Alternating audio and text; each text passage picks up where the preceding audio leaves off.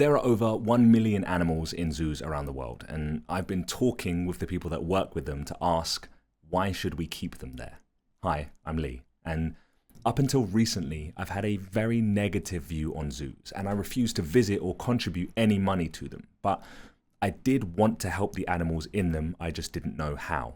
In fact, it was only when someone in my family decided to change careers and work in a zoo that made me question those feelings. And in this video, I'll show you what I learned when I took my questions to London Zoo and show you the process to this giant painting I made of the penguins there. The family member I mentioned, it was my mum's partner, Simon, who became a keeper at Hertfordshire Zoo. And in our first conversation about his work there, I learned the term conservationist zoo. Imagine, I hated zoos, but I wasn't familiar with the conservation work they do. It was embarrassing, but it was motivating too. I wanted to visit the zoo, learn about their work, and make some art about my experiences. But before I could arrange that, I luckily got the opportunity to pitch this same idea to London Zoo. However, before I show you my time at the zoo, I do need to address what will be the elephant in the room. That will be my only zoo pun. No one's paying for this video, not YouTube nor London Zoo. You'll know when the videos are sponsored. I'm making this as a creative way to challenge my own anti-zoo feelings and hopefully provide an insight for anyone that feels the same. So, let's start with penguins.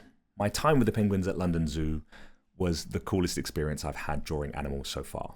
I'd been commissioned by an art school here in London, the Royal Academy of Arts, to make a film about me drawing birds. For the film, London Zoo agreed to host us and take us inside the penguin enclosure to meet the birds and have a conversation with one of the keepers there.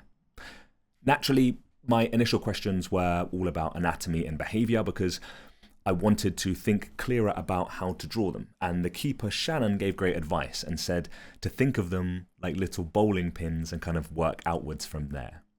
I was surprised at how helpful this was because as a visual artist, a skill you learn to develop is your observation, and you tend to see things in ways others don't. So it was a nice moment where my ears pricked and I knew I was probably going to get some nice insights and knowledge to think through. You can actually ID a penguin by the spots on their chest. It's as unique as a human's fingerprint. So these spots are specific just to Phineas the penguin. So if I was to try and draw one in action, would I kind of have one with its wings out maybe? Yes, like this? Absolutely spot on. So what we saw before with the penguin calling, one thing that you'll have a lot with penguins is braying, which is when they're calling out, and often that's when the wings will be going out. Learning those details was fun at first. But then I noticed that the penguins had tags on their wings and they looked sweet like little charm bracelets, but they're used as you would expect to help the keepers quickly identify which penguin is which. This is important because at the time of me visiting there, they had 65. And it was this fact that made me hyper aware that there were a lot of penguins in an enclosed space. These 65 penguins were not swimming in an ocean, but in a pool. And all of a sudden, I just couldn't see this as anything but a kind of cage for them. And my anti-zoo mind started floating all kinds of questions like, surely they can't have enough space to feel free here. This can't be the right climate for them. They're penguins, don't they need to be cold? And how do they even make sure the penguins are getting what they need in a place like this? All thoughts, I think, that create valid questions.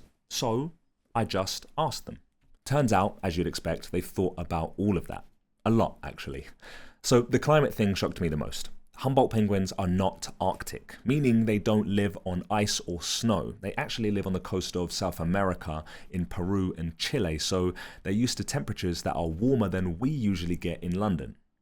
You'll see in the clips that I'm wrapped up because we visited in January, which is the middle of our winter here, so it was way colder than me or I guess the penguins would like. I could actually barely grip the pencil to draw them, which has been my excuse for making bad drawings that day, and I'm sticking to it. But even though the penguins are used to warmer weather, they're adapted to cold waters because of the Humboldt current they swim in that brings chilly waters to their coastline. This is actually also where they get their name from. The beach they have, though, is designed to give them a bit more warmth out of the water. So the penguins used to be in a different location in the zoo, but the enclosure was causing health issues for some of the penguins, specifically a thing called bumblefoot. Now, sounds ridiculous, but it's actually quite a painful infection they get from the surfaces that they walked on. So in 2011, London Zoo opened Penguin Beach, a new larger enclosure that mimics the South American environment they would be more used to. The ground they walk on is much closer to home, and they also have these small huts scattered around that the penguins can use to keep themselves warm, and they use them for nesting when they pair off and make chicks. I didn't get to see them use any of these huts, so I guess the penguins were fine with the freezing weather, even though I wasn't. In fact, I didn't get to see them anywhere near them just because they spent most of their time in or near the water, which apparently is perfectly normal behavior, which I wish also someone would have told me before I decided to draw penguins, because they can swim really fast, like up to 30 miles an hour, which is nearly 50 kilometers an hour for my international people. So as much as I recommend drawing animals live, I will say prepare to have a difficult time drawing an animal that can swim that fast. Surprisingly, the pool they have means they can hit those speeds in short bursts. I just assumed that it would be too small for them to do any of that, but it's quite wide and deep, so bad for my sketching, but good for them. I believe it's actually the biggest pool for penguins in England. I think in the UK it's only beaten by Edinburgh Zoo. Anyway, we stuck around for a couple of hours, and in that time I got to watch the keepers feed the penguins, and they did this by dropping fish in one corner of the pool, and as they were doing it, I overheard one of them say they chose to do this so the pool current would drag the fish around and the penguins could almost chase them down and eat them.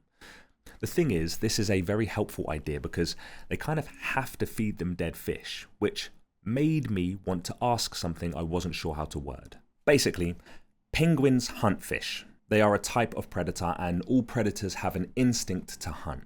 An instinct is an urge, an unlearned behavior that gets triggered by something and then just kind of kicks in. Like a cat in your garden watching a mouse or a bird and begins stalking their prey. They don't get taught how to do this, they just see those things as prey and their instincts take over.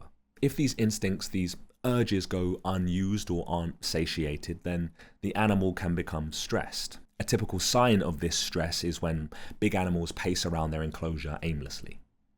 Thing is, although it's not strictly illegal to feed animals live prey in the UK, it is unethical because zoos are required to reduce suffering of animals, prey included. So the penguins are fed dead fish. This is regularly too, so they don't ever actually need to hunt. But surely that feeling to move and chase is still there. So my question about this was, how do you consider that? How do you satiate this side of the animal while sticking to the rules? I thought the answer was quite brilliant. Enrichment. Earlier in the day, I'd noticed one of the staff members shining a green laser in the water while the penguins were swimming, and that's what it was for. The green laser light in the water reflects in the same way that fish scales do, which triggers that hunting response. And if you time that with a feeding where dead fish are dropped in one end of the pool so they are carried around by the current, you get a kind of simulated experience for the penguins to be active and eat. Now, a green light reflecting in water doesn't seem like much to me. However, I know I can have a lot of fun just running around with my friends playing football, so it's not hard for me to imagine this type of game is engaging for them.